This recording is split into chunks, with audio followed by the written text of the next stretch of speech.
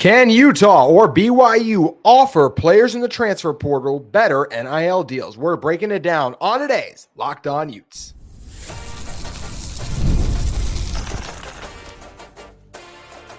You are Locked On Utes, your daily podcast on the Utah Utes. Part of the Locked On Podcast Network, your team every day. Hello, everyone, and thank you for making Locked On Utes your first listen and view of the day. We are part of the Locked On Podcast Network, available wherever you get your podcasts, as well as on YouTube. If it's your first time joining us, make sure you like and subscribe. Love interacting with all of you in the YouTube comments. You can also follow our show on social media at Locked On Utes on X. Today's episode of Locked On Utes is brought to you by GameTime. You can download the GameTime app, create an account, and use code LOCKEDONCollege, all caps, no spaces, for $20 off your first purchase. My name is JT Wistrcill, former intern inside the University of Utah Athletic Department. And on today's show, we're going to be talking about NIL ramifications between Utah and BYU, talking about Utah's newest wide receiver addition in the transfer portal, and close a little thing on Tyler Huntley having a fun moment in the NFL. Real quick, though, I want to say thank you so much to all of you who helped us reach 3,500 subscribers on YouTube. Love this show and love continuing to talk about Utah football each and every single weekday with all of you. So thank you so much for those of you who continue to tune in, even those of you who just tune in because you want to crap on the show. That's totally fine too, because either way, I still enjoy what I do. Anyways, let's talk about what's going on between Utah and BYU. This has obviously been a big thing the last week with everything going on with Keanu Tanuvasa, with reports about Lander Barton and Smith Snowden potentially being tampered with to go to BYU. There's a lot going on. So the question I want to talk about here is which program can offer more to players in the transfer portal, BYU or Utah? I do believe it is BYU when you look at some of the names they've been able to pull. And especially let's focus more on football. But obviously, when you're just talking about Utah versus BYU, this is a battle of athletic departments. So the fact that BYU met the top player in the country's NIL asking price, that being AJ Dembonsa, that's all right away, right? I lean BYU as better NIL resources than Utah. But I do believe that Utah is on close to what BYU can offer. I don't think it's a drastic difference, at least based on what's been reported, right? There are reports out there that BYU has offered more, but then you also have a guy like Keanu Tanuvasa's father who put out there on his X account that Utah offered enough NIL to keep his son. And he made it very easy for me to find that because he added me in the post. So we do know that, hey, Utah offered enough to keep Tanuvasa. That's something that's good to know, right? Well, what does that mean? Because he still ended up going to BYU. Well, he felt like BYU was the best option for him. Totally fine. Respect him for that. But now we can look at it from, hey, what does this mean for the NIL battle? I think it's encouraging to hear a parent of a player who went to BYU say that, hey, the NIL they offered enough. He didn't, in his post, he didn't say they offered the same thing. They didn't equal. He said they offered enough to keep Tanuvasa. That's encouraging then to know, like, okay, Utah's still right there. And if BYU blew the offers out of the water to Barton and Snowden, then I feel like there's a good chance they would be with BYU. So the fact that Utah was able to keep two of their three prominent players that rumors were circulating were not rumors, even reports were saying that BYU was trying to lure them away. And those reports coming from Alex Markham, Josh Furlong talked about it as well. So there's a couple of people that have now discussed this too. And also, I just want to say this really quick because some people seem to not be realizing this. Tampering is going on everywhere in college football. So the people who are like BYU is not tampering, like everyone in college football is pretty much tampering right now. I don't know what to tell you. Like to say like just BYU is not tampering. Like we have coaches actively accusing each other, not BYU and Utah, but around the country accusing each other of tampering, saying this is going on. When we have players who say, we're going to say at our said school, like for this instance being Utah, right? And then all of a sudden they leave and you hear reports of like, oh, they said they were going to stay at Utah, but then they received a better offer. That's tampering, reaching out to them when they're already committed. So I don't know where this notion came from that like tampering is not going on at certain places. Every program is doing it right now. And I don't know why it's viewed like, okay, we're not, like some people are trying to claim their program's not doing it. That's not realistic in today's world of college football right away. I just want to say that. So anyways, keeping it moving with who offers. So once again, I do feel like BYU offers better NIL resources, but I don't think it's a drastic difference. I do not think this is Utah lost out on Cameron Calhoun, right, to Alabama. Alabama is an SEC school. We know about the drastic difference in the TV rights money. I also believe their collective is just stronger too. So that doesn't surprise me that Calhoun went to Bama and left Utah when you look at those two programs and schools. But BYU is a part of the same media rights deal that Utah's with. In fact, I can't remember how the logistics work, but there is different ways where the revenue is even distributed, right? But BYU seems to have a stronger collective going right now, especially we just look at what they landed, AJ Dumbanza, and there's lots of other players that BYU's been able to add too, Carson Ryan, Hunter Clegg. Now, those two situations, I don't know if those two are as NIL related. When you look at Hunter Clegg's quote, it sounds like he's just really encouraged with the state of the BYU football program and chose to go there over Utah, and even talked about how maybe if things were like they are now, back when he left for his mission, he might have gone to BYU in the first place. But obviously things have changed. Jay Hill's addition being a part of that too, and just overall the momentum the Cougars have been able to add, because Kalani Sitake has done a really good job for BYU. Then you look at a guy like a Carson Ryan. Look, it didn't work out at Utah last year, and he felt like that BYU is the better option for him. Did BYU offer more NIL money? I mean, potentially. That's something that could go on in today's world, but he also just might have felt like, I've had Alex Markham on my show before too, and he's mentioned before how the offense that Utah is going to run isn't as good of a fit as what BYU is going to be doing for tight ends. So that could also play into it. But I do think Landon King is going to have success in this offense, being as he is a more athletic tight end than a traditional tight end. Like, when you look at who is the better pass catcher between Landon King and Carson Ryan, I would say Landon King. But who's the better overall tight end? I would say Carson Ryan, because I believe the gap between their receiving abilities is not as large as the gap in their blocking, and I do believe Ryan's a better blocker. But I do think Landon King is going to be a very valuable addition, or just piece of this Utah offense coming up this season. So yes, I do believe BYU is better NIL resources, but I don't think it's a drastic difference. Hence why you see that BYU wasn't able to lure all of the top guys from Utah, but BYU has added some key players in the transfer portal. They've been able to keep a lot of their top guys too. And obviously we're still able to get Keanu Tanavasa, regardless of his father saying one thing about that he just said Utah was offered enough. And there's other reports out there that he was offered more to go to BYU. So there's a lot of different things being thrown around out there, but either way, it sounds like Utah was at least able to get themselves back in the discussion. And that I am incredibly encouraged by, as someone who wants to see Utah be successful at the highest level. And right now, BYU is coming off a season in which they were one of the 20 best teams in college football. So I do think it's encouraging that Utah's been able to keep some of their guys. And I'm really fascinated to see NIL, the role it continues to play. And also just going forward, like how many Utah players are we going to see each year? I don't think we're going to see any more former Utes go to BYU, at least in this transfer portal cycle, but there obviously could be more even going forward. So that's something that's going to be really interesting to monitor, the state of the transfer portal, and especially the rivalry between Utah and BYU. And the rivalries are going to heat up even more, because these guys are going to be playing against more of their former teammates. Carson Ryan, Keanu Tanavasa going against all of their old Utah friends. So that's something that adds an extra intrigue to this rivalry. The transfer portal, NIL, college sports is absolutely crazy right now. But because of everything going on in the transfer portal, Utah continues to be active. And one thing they were able to do is land a wide receiver in the portal. We're going to tell you about Utah's newest transfer portal edition in one moment. But first, today's episode of Locked On Utes is brought to you by our great friends at FanDuel Sportsbook. Attending the new 12-team college football playoff game is an incredible experience that brings fans together like never before. I remember that excitement of past playoff games and can't wait to make new memories with the updated format and extra teams involved.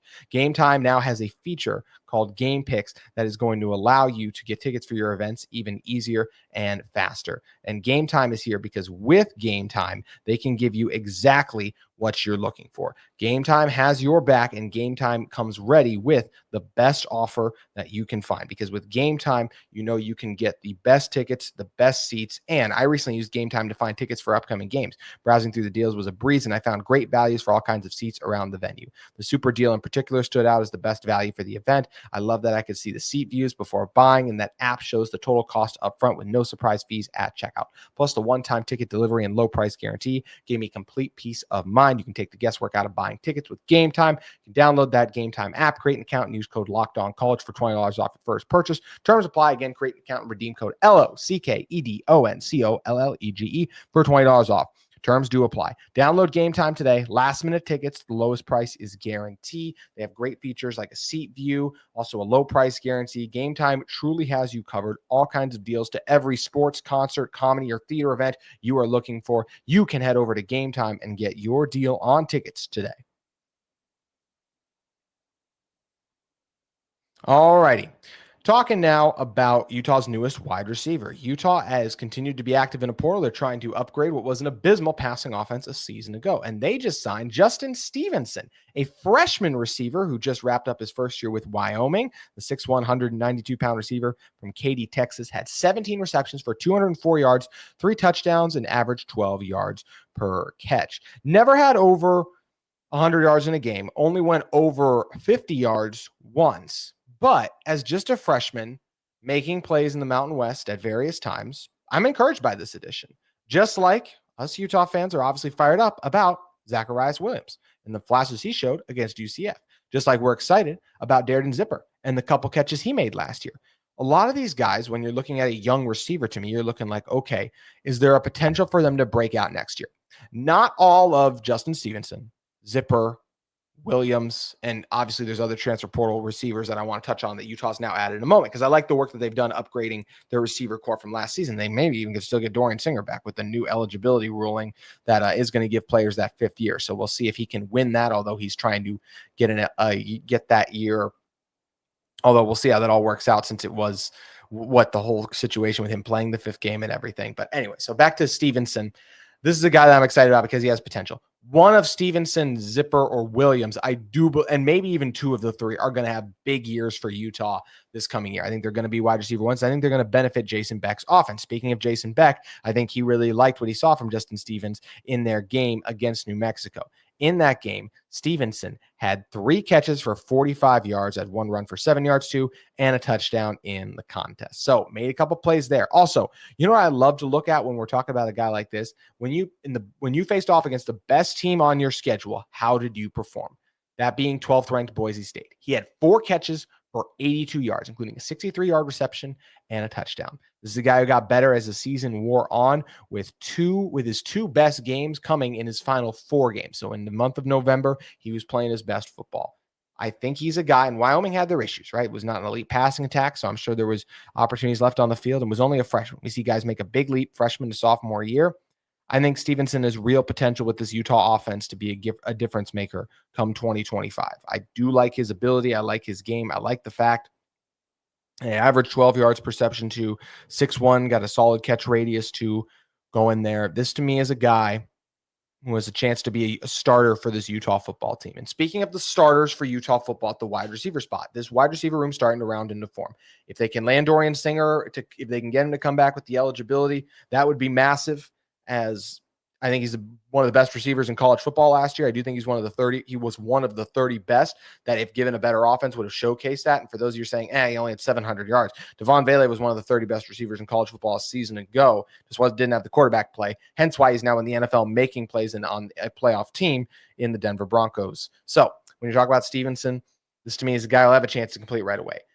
I'm going to leave Singer out of this because we don't know where he's going to end up. Right now, I think Otto Tia, the wide receiver that Utah landed from Utah State, who had 44 catches for 434 yards, 7 touchdowns overall. I think he went off against Utah too. Let's not forget, 5 for 78. I think he is going to be Utah's wide receiver 1 right now. And I think Stevenson is a great opportunity to join him.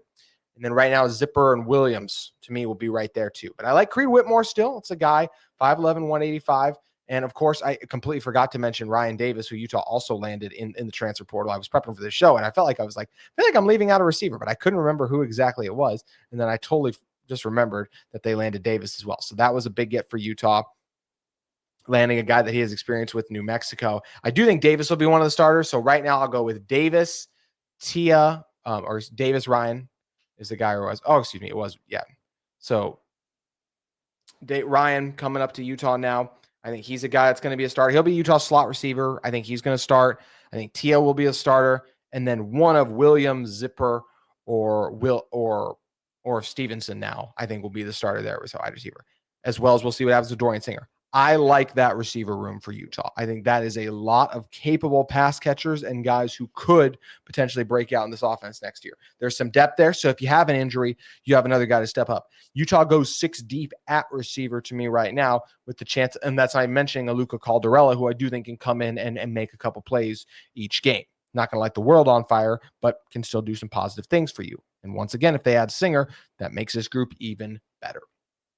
So I like this wide receiver room. Do think it's maybe a little.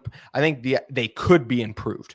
going into next year, right? Because coming into the season, we were really high on the potential of a Damian Alford, a Micah Pittman with Dorian Singer. That trio thought we were in Money Parks too. We thought they would do big things, but the quarterback position was once again a massive issue, obviously. And the hope is now that you have a guy like Devin Dampier, who had a lot of success at New Mexico, led the fourth best offense in the country, more devastating with legs and arms, sure, but still can sling it out there.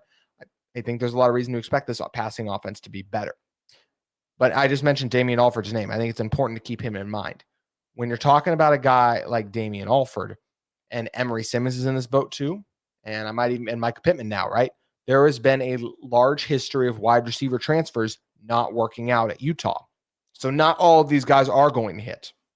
I think they can all make plays, and I think they're all capable of doing positive things for Utah, but they're all not going to hit. Also, I think Munir McClain might be back with Utah. I could be wrong on that. This eligibility thing is so challenging to track. I think Munir McClain might have one more year too. So that's another guy who could be in the mix. But there's a lot of guys in this room who are going to be pushing each other for playing time. And when you bring in this much talent, the hope is, and a new offensive shakeup, that some of these guys are going to pop in 2025. And I do think a couple of them are, because you have improved quarterback play from the last couple of years. And Devin Dampier is a guy who's going to give these guys chances. He already has the chemistry with Davis.